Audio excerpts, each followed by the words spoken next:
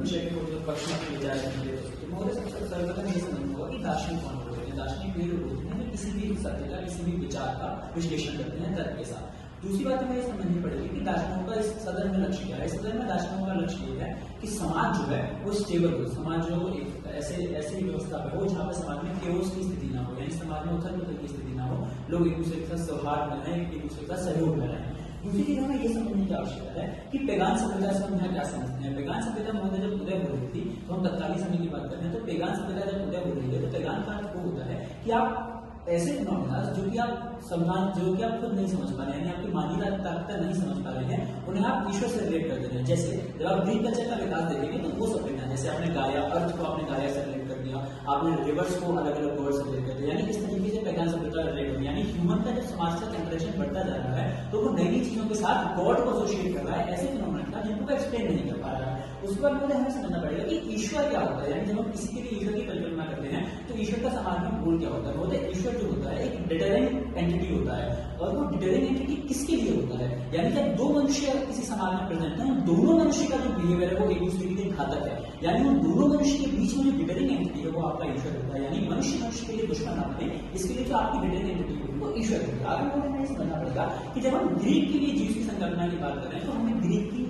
वर्तमान यानी तत्कालीन परिस्थिति को समझना पड़ेगा। इस समय मनुष्य जो है केओस में है, उनको सत्य के नहीं पता है और वो पावर की ललक में है, यानी वो एक दूसरे की मानने में और पावर की भूख में लगे हुए हैं। अब मुझे ज्यूस की संकल्पना जब मैं कर रहा हूँ तो किस प्रकार से कर रहा हूँ कि वो एक ऑल पावरफुल एंटिटी है, यानी उसके पास पूरी शक्ति है। दूसरी बात, वो ह्यूमन की जो सेंसरी प्लेजर है, यानी जो मानव के जो इंद्रिय सुख है उनके साथ भी रिलेट करता है। तीसरी चीज, वो ये सारी संकल्पनाएं जो है वो जीव की कर रहे हैं। उसके बाद मुझे हमें मानव के व्यवहार को समझना पड़ेगा, जिसमें मानव जो है वो क्यूरियोसिटी से ड्रिवन है, यानी कि वो लगातार प्रश्न करता है, लगातार उसके अंदर क्यूरियोसिटी आती है। दूसरी बात होता है उसके अंदर एक चेज है, यानी उसके अंदर एक ललक लगी हुई है कि वो शक्ति संरचना में सबसे ऊपर जाए, वो प्रत्येक मनुष्य के ऊपर लगी हुई है, जिसके लिए वो समाज में विभिन्न कृत्य कर रहा है। उसके बाद होता है वो चाहता है कि वो एक दूसरे को डोमिनेट करे और जितने भी संसाधन समाज में उन संसाधनों का खुद ही उपयोग करे, यानी अपने एंट्रिक सुख के लिए संसाधनों का उपयोगिता बढ़ाता जाए और खुद जो है वो संरचना में ऊपर आता जाए। अब हमें समझना पड़ेगा कि क्यों मैं ग्रीक के लोगों के लिए ज्यूस की संकल्पना कर रहा हूँ। उसका सबसे पहला तर्क ये है कि जब हम समाज को देखते हैं तो समाज में जितनी भी क्योस है या समाज में जितनी भी क्राइम है, जितने भी पाप है, वो क्यों आते हैं, वो इसलिए आते हैं क्योंकि मनुष्य ये चाहता है कि अगर मेरे पास XYZ संसाधन आ जाएगा तो उससे जो है वो पावर स्ट्रक्चर में ऊपर आ जाऊंगा और मैं दूसरे को डोमिनेट कर पाऊंगा, यानी कि मनुष्य जो है वो अपने सेंसरी प्लेजर को सुपीरियर मानने लगता है और दूसरे व्यक्ति को शोषित करने लगता है। अब होता है जब मैं ये जान गया हूं कि मनुष्य की पावर की ललक है और वो लोगों को डिस्क्रिमिनेट कर रही है, तो मैं एक ऐसे ईश्वर की संकल्पना कर रहा हूं जो कि और पावरफुल है। और उससे होगा क्या होता है, उससे होगा ये, जब मनुष्य को ये पता है कि वो ईश्वर बहुत ही क्रूअल है, क्रूअल का अर्थ ये है कि बहुत ही पावरफुल है, वो आपको पनिश करता है, तो जब आप जिस ललक के लिए आप जा रहे हैं उस सारी पावर को आपका ईश्वर ही होल्ड करता है, तो मनुष्य के अंदर वो ललक बचेगी नहीं, क्योंकि लोग ये जानते हैं कि जो ज्यूस है वो क्रोध से ड्रिवन है और जब वो उस पावर को लेने जाएंगे तो ज्यूस की जो ज्यूस आपको हार्म करेगा उससे आपको सामना करना पड़ेगा। तो लोगों के अंदर जो पावर की तरफ जाने की ललक है वो समाप्त होगी, यानी कि अब लोगों के लिए एक थर्ड एंटिटी है जो पावरफुल है। दूसरा होता है मनुष्य को सबसे जरूरी है कि कंट्रोल करने के लिए और समाज बनाने के लिए सबसे जो आवश्यक तत्व है वो डर है। जब भी आप धर्म का निर्माण कर रहे हैं, जब भी आप समाज का निर्माण कर रहे हैं, तो आपके अंदर सबसे आवश्यक तत्व डर है। अब इस नारी में बहुत क्या हो रहा है, मनुष्य कई चीजों से डर रहा है। मनुष्य इस चीज से डर रहा है कि उसका वर्तमान सत्य क्या है, और मनुष्य इस चीज से भी डर रहा है कि जब जो थर्ड एंटिटी है यानी कि जो जीव से जो उनका गॉड है उससे नाराज ना हो जाए। उससे मतलब वो क्या है, जब भी पैगान सभ्यताओं में नेचुरल डिजास्टर्स आते थे, यानी प्राकृतिक आपदाएं आती थी जिनको वो समझ नहीं पाते, तो वो ये कहते थे कि ये वो ईश्वर का आक्रोश है। उस समय में क्या हो रहा था, समाज और ज्यादा स्ट्रॉन्ग होता जा रहा था, यानी कि जब भी एक तीसरी प्राकृतिक आपदा आती है जिसको वो ईश्वर मानते हैं कि ईश्वर का आक्रोश है, तब तक समाज जो है वो और ज्यादा सशक्त होता जाता है, यानी कि ये अल्टीमेटली मानवीय समाज के लिए रहता है, क्योंकि जब मनुष्य एक दूसरे के साथ जुड़ेंगे तो वो विचारों का आदान प्रदान करेंगे जिससे उनकी सभ्यता का बेहतर विकास होगा। यानी कि वो ये समझेंगे कि एक मनुष्य के विचार ये है, रादर देन उस मनुष्य को डोमिनेट करने के बजाय उसके विचार समझेंगे तो सभ्यता का नया विकास होगा, नए विचार आएंगे तो सभ्यता आगे बढ़ेगी। अंतिम बात ये करना चाहता हूँ कि महोदय जो हमारा जो दूसरा गॉड है जिसके कंट्रास्ट में ये कह रहा है, वो क्यों कह रहे हैं, क्योंकि वो जो आपका ईश्वर है वो दयालु है, और जब आप ये कहते हैं कि ईश्वर दयालु है तो मनुष्य अपने पापों को करते ही जाएगा, क्योंकि उसको ये पता है कि ईश्वर दयालु है, ईश्वर मुझे माफ कर देगा। तो महोदय क्योंकि हम ये जानते हैं कि ह्यूमन का नेचर जो है बार बार पाप करेगा, बार बार फॉरगिवनेस मांगेगा, तो हम नहीं ये रिस्क कर सकते हैं कि हम एक ऐसा ईश्वर इमेजिन करें जो कि आपको बार बार फॉरगिव कर रहा हो, जो आपको बार बार परेशान कर रहा हो। इसीलिए बौद्ध धर्म एक ऐसी जैविक संकल्पना कर रहे हैं, जीव की संकल्पना कर रहे हैं। धन्यवाद। ग्रीकों के ईश्वर के रूप में जीव की कल्पना का समर्थन करेगा, इसके पूर्व विपक्ष में हम इसका विरोध करेंगे। 3, 2, 1। महोदय, सबसे पहले हमें समझना पड़ेगा कि दार्शनिक किरणवादी सत्य को एनालाइज करते हैं और ये कहते हैं कि स्टेबिलिटी और सौहार्द की बात करते हैं, ठीक है। अब आगे पेगन में समझाते हैं कि कैसे फिनोमेना जो समझ नहीं पाते हैं हम गॉड से रिलेट कर देते हैं, लेकिन पेगनिज्म में जीरो वर्शिप भी आती है। किस प्रकार से कि अगर कोई बहुत स्ट्रांग है, कोई बहुत मजबूत है, तो चलो इसी को भगवान मान लिया जाए। पेगन वर्शिप भी आती है, नेचर वर्शिप भी आती है, काफी अच्छी भी आती है। और ये कहते हैं कि ईश्वर एक डिटरेंट एंटिटी है और जो मनुष्यों ताकि मनुष्य दुश्मन ना बने, ठीक है। ईश्वर साथ ही साथ एक इन्फ्लुएंसिंग एंटिटी भी है जो मनुष्य को बताता है कि आपको क्या सही है क्या गलत है। इंसान अपने ईश्वर से इन्फ्लुएंस होता है, यह बात भी है। साथ साथ ये कहते हैं कि ग्रीकों में पावर की बुक एक क्योएटिक समाज है, बिल्कुल गलत है। क्यों? क्योंकि आप किस टाइम फ्रेम की बात कर रहे हैं यह समझ के जाए। क्या आज ग्रीक के अंदर डेमोक्रेसी नहीं है? क्या आज वहां पर डेमोक्रेसी से नहीं चल रहा है, स्टेट नहीं है, सब कुछ सही चल रहा है। लेकिन हाँ, कभी भी जो मैनकाइंड में क्या होगा, जो ये क्राइम से ये सब चीजें रहेंगी, रिसोर्स एक्टिविशन रहेगा, लेकिन इसे स्टेट ऑफ नेचर में था, वैसा नहीं है कि हर कोई दूसरे पे जाके आक्रमण नहीं कर रहा है, यहाँ पे बड़ी छोटी छोटी खा जा रही है, इस तरीके से नहीं है। पर हाँ, अभी भी है। वो क्यों है? वो इस ज्यूस के कारण है। अब मैं बताता हूँ कैसे। सबसे पहले मैं यहाँ पे समझेंगे ज्यूस को। ज्यूस कौन है? जिनको कह रहे हैं कि डर दिखाएंगे, एक भगवान की कल्पना बनाएंगे। हम यहाँ मानते हैं कि जो इंसान है वो अपने भगवान से सीखता है, इसे अपना प्रेरणा स्वरूप मानता है। ज्यूस कौन है? एक ऐसा भगवान जिसने कई बलात्कार किए हैं। उसने यूरोपा का बलात्कार किया है, उसने कलिस्टो का बलात्कार किया है। कलिस्टो का कैसे? कलिस्टो के बाद वो बेच धर के जाता है अपने उसके जावड़ का और बाद में बलात्कार कर देता है। और फिर क्या होता है, जब कलिस्टो प्रेग्नेंट हो जाती है तो फिर श्राप किसको मिलता है? कलिस्टो को मिलता है। इसे क्या समझ में आता है? इसे समाज में समझ में आता है माइट इज राइट, कि अगर जिसके पास पावर है वो कुछ गलत भी करता है तो आप उसको बांट नहीं सकते, क्योंकि वो ज्यूस है। आप कैसे? उसने गलत किया तो क्या हो गया? श्राप किसी मिल रहा है, कलिस्टो को मिल रहा है। तो इसे समाज में प्रतिशतता और मजबूत हो जाती है कि अगर रेप मर्द कर रहा है तो सजा और थोड़ी करिए। क्यों? क्योंकि मर्द पावरफुल क्या करेंगे इसी तरीके से। और साथ ही साथ बात की जा रही है कि ये चाहते हैं कि समाज के अंदर जो केओस है, क्राइम है, रिसोर्स के लिए जो भूख है वो खत्म हो और लोग डरे। ये केओस जो काम वासना है, जो रिसोर्स के लिए भूख है, ये आई कहां से है? ये आई ज्यूस के कारण है। क्योंकि जो ग्रीक समाज है वो आज भी ज्यूस को मानता है, आज भी काफी ज्यूस को गॉड मानते हैं। जब जानते हैं कि इनका गॉड ही आध्यात्मिक नहीं है, उनका गॉड ही अपने आप में काम वासना में लिखता है, उनका गॉड ही क्रोध देता है, तो समाज भी उसी प्रकार का होगा ना। समाज भी क्या कर रहा है? अपने गॉड की तरह ही होते हैं कि भाई नहीं। हमने देखा कि ज्यूस ने कैसे भगवान की उपाधि कैसे प्राप्त की? किसी सत्कर्मों से, नैतिकता से नहीं, बल्कि अपने बाप का बात करके, अपने बल से, अपने क्रूरता से। तो समाज क्या करे? जो समाज क्या होगा? अपने गॉड से सीखेगा और समाज भी क्रूर बन जाएगा। ज्यूस से हम ये सीखते हैं, ज्यूस ने क्या किया? जब ज्यूस के लिए भविष्यवाणी की गई कि आपका यदि क्रोनोस का बेटा था, ज्यूस की क्रोनोस का अगर बेटा पैदा होता तो क्रोनोस को मार देगा, तो ज्यूस के लिए भविष्यवाणी थी कि अगर उसका बेटा हुआ तो उसे मार देगा। तो ज्यूस क्या करता है? अपनी गर्भवती पत्नी को मक्खी का रूप देता है और उससे खा जाता है। क्यों? ताकि उसका बेटा पैदा ना हो। इसमें क्या समझ में आ रहा है? स्टेट का डोमिनेंट नेचर, कि स्टेट को बचाने के लिए हम कुछ भी करेंगे, चाहे कितना ही मदद करना पड़े, कितना बलात्कार करना पड़े, कितने ही गलत काम करने पड़े, सब करेंगे। इसे एक अथॉरिटेरियन स्टेट की रचना होगी डेमोक्रेसी को हटा के, जिससे जो वर्तमान की जो शांति है हल्की हुई वो भी खत्म हो जाएगी पूरी तरीके से। इसके साथ हम समझते हैं कह रहे हैं कि डर दिखाना जरूरी है। एक भगवान का डर ताकि गलत काम ना करें, बिल्कुल गलत। डर भी दो तरीके के होते हैं कि आप किस इंटेंशन से दिखा रहे हैं। यहाँ पे आप जिस भगवान को डराने की बात कर रहे हैं उससे क्यों डरेंगे? अरे हमारा भगवान ही बलात्कारी है, हमारा भगवान ही अगर किसी ने कोई जूस के खिलाफ गया तो वो जूस उसको बहुत बड़ी सजा दे दी, तो लोग कहेंगे कि जैसा भगवान पावरफुल था ऐसे वो कर पाता, हम और पावरफुल बनेंगे ताकि हम भी कर पाए। समाज में जो पावरफुल होगा उसी की चलेगी।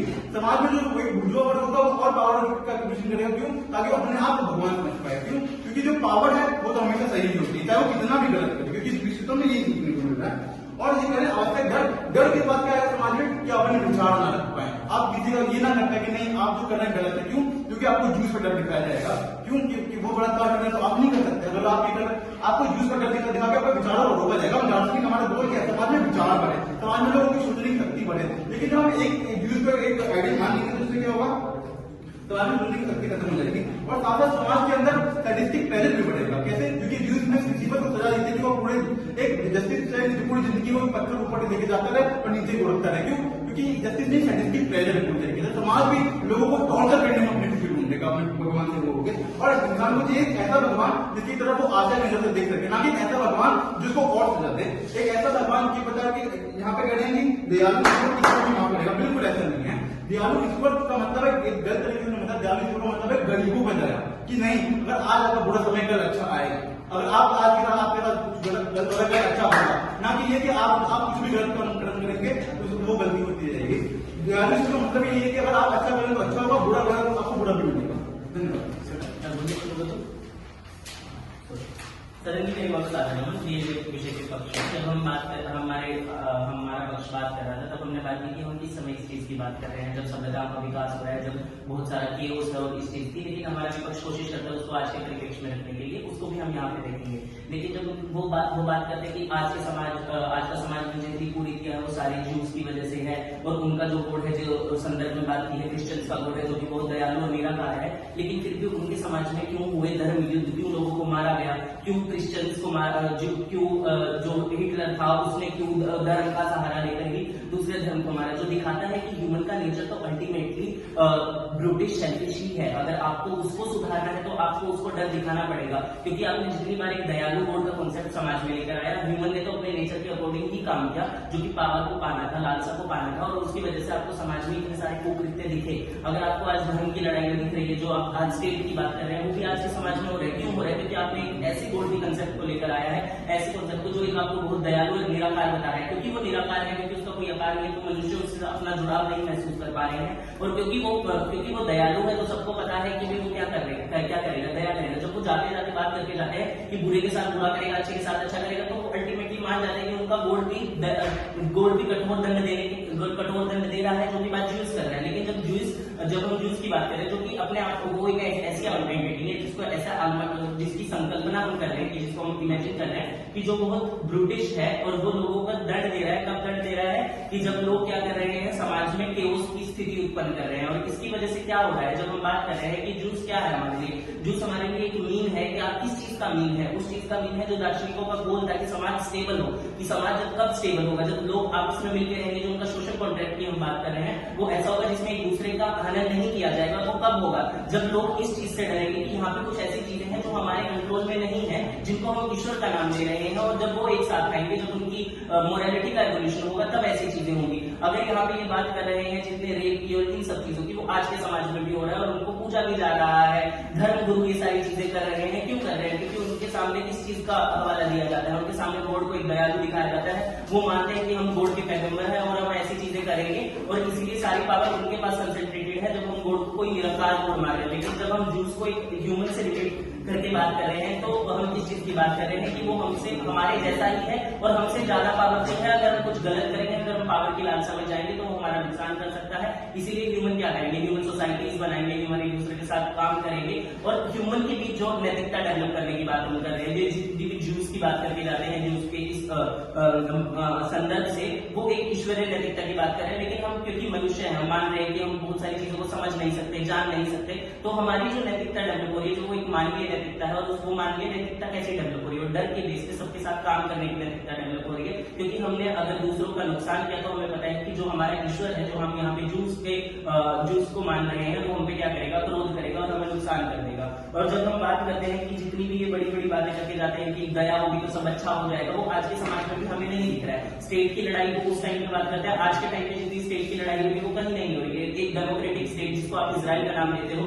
वो खुद ब खुद जाके दूसरे लोगों का नरसंहार कर रही है, और ऐसा होता आ रहा है समाज में। एक धर्म दूसरे धर्म पे मार रहा है, क्रिश्चियन खुद वोट करते हैं, वोट क्राइम्स करते हैं। ये इसी चीज का उदाहरण है कि ईश्वर को दयालु बनाने से समाज एक साथ नहीं चलेगा। वो हमारे गोल को मान के जाते हैं कि दार्शनिकों का गोल है कि समाज स्टेबल रहे। वो समाज स्टेबल कब हो रहा है? जब लोगों के बीच डर है, चाहे वो डर ईश्वर का हो, चाहे वो डर अनएक्सप्लेन्ड नेचुरल फिनोमेना का हो, जिसकी वजह से सोसाइटी एक साथ आ रही थी।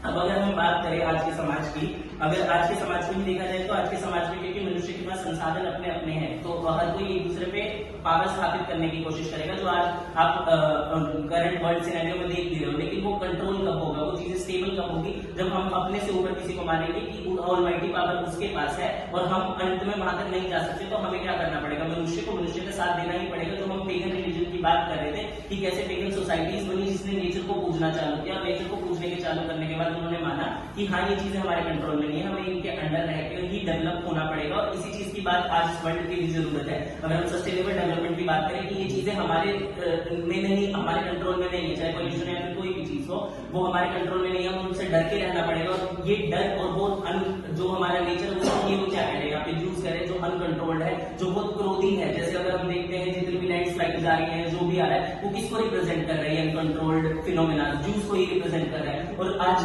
की सस्टेनेबल डेवलपमेंट क्या कहती है कि ये चीजें हमारे कंट्रोल में नहीं है, हमें इनको ध्यान में इनसे डर के डेवलपमेंट करनी चाहिए या कोई भी चीजें करनी चाहिए। इसी की बात हम कर रहे हैं कि ग्रीक में भी ऐसा ही होना चाहिए था। अगर हम तत्कालीन समाज में जाए कि लोग अनकंट्रोल नेचर से डरे और अपना समाज डेवलप करें, और अगर आज के समाज में आए तो आज भी हमें ऐसे करना। धन्यवाद।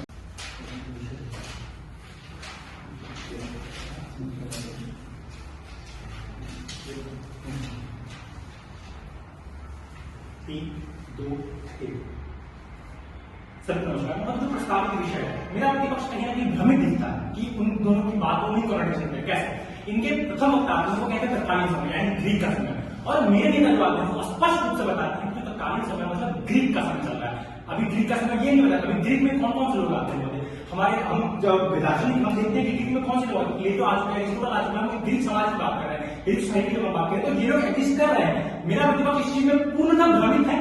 कब की बात कर रहे हैं? कभी आज की बात कर रहे हैं, कभी पहले की बात कर रहे हैं। मेरे नेता स्पष्ट रूप से तत्कालीन समाज यानी ग्रीक समाज, वहां डेमोक्रेसी एग्जिस्ट करती है, वहां लोग रूल्स एंड रेगुलेशन पे वर्क करते हैं। दूसरी बात होता है मेरा प्रतिपक्ष इस चीज को नहीं समझ पाता कि क्या स्टेट ऑफ नेचर होता है और क्या कोऑपरेशन होता है। विदाउट जब हम स्टेट ऑफ नेचर की बात करते हैं उस स्थिति में महोदय एक व्यक्ति दूसरे व्यक्ति के प्रति मतलब आघात पहुंचाने की स्कीम होता है, पावर को मैक्सिमाइज करने की स्कीम होता है, एक दूसरे को मारने की स्कीम होता है। लेकिन जब ये बात करते हैं महोदय कोऑपरेशन की, कोऑपरेशन कैसे आता है इसको समझ में कैसे आते हैं? कोऑपरेशन मतलब स्टेट कैसे आता है महोदय? जब लोग आपस में कोऑपरेट करते हैं, जब एक दूसरे को मारने की भावना रहते हैं। अब महोदय यहाँ पे किस चीज की बात करते हैं कि ईश्वर है वो हर एक धर्म में, जो हर एक धर्म की बात करते हैं वहां दंड देने का प्रावधान है। जब दंड देने का भाव जो प्रावधान करते हैं ये कहते हैं कि आप कॉन्ट्रडिक्शन करते हैं, जो ईश्वर को दंड दे सकता है। देखिए महोदय हम क्या कहते हैं, ऐसे ईश्वर की संकल्पना करने की बात करते हैं जो आपको गलत करने पे दंड दे सकता है। अगर आप सही करते हैं तो आपका उद्धार होता रहेगा, समाज में आपसे लोग सीखते रहेंगे। इस प्रकार से देखिए महोदय, अगर लोगों को दंड का भय नहीं होता तो लोग आपस में कोऑपरेट नहीं करते। यहाँ पे दंड का और जब ईश्वर का दयालु नहीं होता तो लोग जो समाज में हम कोऑपरेशन की बात कर रहे हैं, जो इनका पूरा पैराडाइम है दार्शनिक कोऑपरेशन है सोसाइटी में, अगर ईश्वर दयालु हो रहा है तो लोग क्या देख रहे हैं कि यार मतलब हमें हर वक्त लड़ने की आवश्यकता नहीं है, बल्कि हम आपस में कोऑपरेट करके भी एग्जिस्ट कर सकते हैं। तो इस प्रकार से ये पैराडाइम भी खंडित होता है। उसके बाद वो ये किस चीज की बात करते हैं कि ज्यादा पावरफुल होगा, ज्यादा क्या करेगा, ज्यादा पावरफुल होगा तो ज्यादा वो करेगा कि दंड देगा। तो यहाँ पे हम देखते हैं कि हम ऐसे ही सूचना कर रहे हैं जो निराकार है और दयालु है, वो आपको आपके कर्मों के अनुरूप दंड दे रहा है, जिससे सोसाइटी में कोऑपरेशन मजबूत हो रहा है, जिससे जो जीवन का नेचर है वो एग्जिस्ट हो रहा है यहाँ पे। उसके आगे बढ़ते हुए महोदय हम देखते हैं कि जूस को समझने की आवश्यकता है कि महोदय जूस है कैसा करके।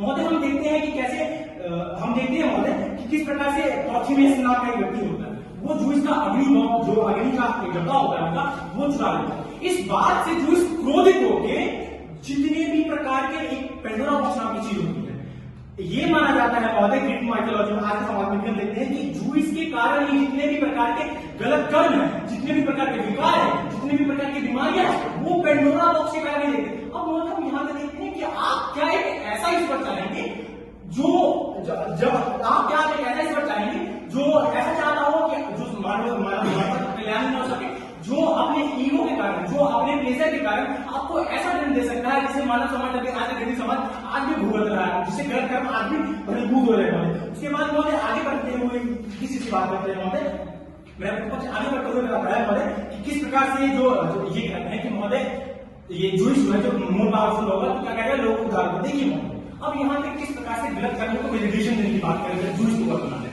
चूंकि जूस वासना में लेते हैं, जूस क्रोध में लेते हैं। अब ये इस बात की जस्टिफिकेशन कहीं नहीं देके जाते हैं कि अगर एक ग्रीक समाज का व्यक्ति बलात्कार करता है तो क्या जूस को दंड देगा? नहीं, क्योंकि मनुष्य कहां से सीखता है, ईश्वर सीखने की बात करता है। जब आपका ईश्वर इस प्रकार का है जो गलत कर्म कर रहा है, जो बलात्कार को बढ़ावा दे रहा है, जो मर्द को बढ़ावा दे रहा है, जो चीड़ी को बढ़ावा दे रहा है, तो मनुष्य समाज तो वही सीखेगा। इससे जिनका पूरा कोऑपरेशन है समाप्त हो जाता है महोदय। इसके बाद महोदय आगे बढ़ते हुए जब हम देखते हैं महोदय तो किस प्रकार की बात करते हैं महोदय, यहाँ पे हम दंड नीति के प्रावधान की बात कर रहे हैं महोदय। तो इनका ईश्वर, जिस ईश्वर को, जिसको ये ईश्वर बनाने की संकल्पना कर रहे हैं, वो महोदय सैडिस्टिक प्लेजर की बात करते हैं। किस प्रकार सैडिस्टिक प्लेजर की बात करता है महोदय, वो सिसिफस नाम के एक व्यक्ति को ऐसा दंड दे देता है जो अगर ग्रीक समाज में भी हम देखते हैं, हम चाहते हैं कि मनुष्य एक अच्छा जीवन जी सके, वो इसका ऐसा दंड दे देता है कि बार बार एक पत्थर के गोले को जीवन भर उसको चलाते हैं, अनादिकाल से चलाते रहना पड़ेगा। इससे क्या होगा महोदय, आज का जो समाज, जो आज का समाज है और जो आज का स्टेट की भी हम बात कर रहे हैं महोदय, तो आज का स्टेट भी जो मानवता के प्रति वो क्रूरता कहीं ना कहीं दिखाने की, जो मानवता की क्रूरता है उसके प्रति दिखाने की बात कर रहे हैं। और जो महोदय यहाँ पे एक और आगे बढ़ते हुए जब देखते हैं तो यहाँ पे एक चीज की बात करते हैं महोदय, डर की बात, बार बार डर की बात करते हैं महोदय। डर को कंट्रोल कौन करता है? आपको डर किस स्थिति में होता है? जब आपका संरक्षक कोई नहीं होता। हम देखते हैं क्या डेमोक्रेसी है, तो डेमोक्रेसी इस चीज को सुनिश्चित कर दिया है ग्रीक समाज में कि लोग आपस में मरे लड़े नहीं, लोग आपस में चीज ना करें। ये अगर आपके पास एक ऐसी संकल्पना है, ये चाह रहे हैं कि कोऑपरेशन बना रहे, दयालु है और इसलिए है तो ये बना रहे, ठीक है महोदय। उसके बाद महोदय एक बात ये भी करके जाते हैं कि जो युद्ध की बात करते हैं, तो महोदय हम देखते हैं कि किस प्रकार से अगर ऐसी संकल्पना है जो पावर को मैक्सिमाइज करने की बात करेगा, तो हम देखते हैं कि जैसे ये उदाहरण दिया आज के समय में खत्म करना चाहिए चीज से। आज के समय की बात करें जैसे पोप के बारे में देखते हैं कि पोप ने लोगों को इस चीज के प्रति आगरूक किया कि आप धर्म के प्रति युद्ध करें, आप वो अपने पावर को मैक्सिमाइज करने के कारण हो रहा है महोदय। यहाँ पे हमारा बात कर रहे हैं, तो इसी प्रकार से हम चाहते हैं कि जो जूइस की ईश्वर की संकल्पना उसका पूर्ण तरीके से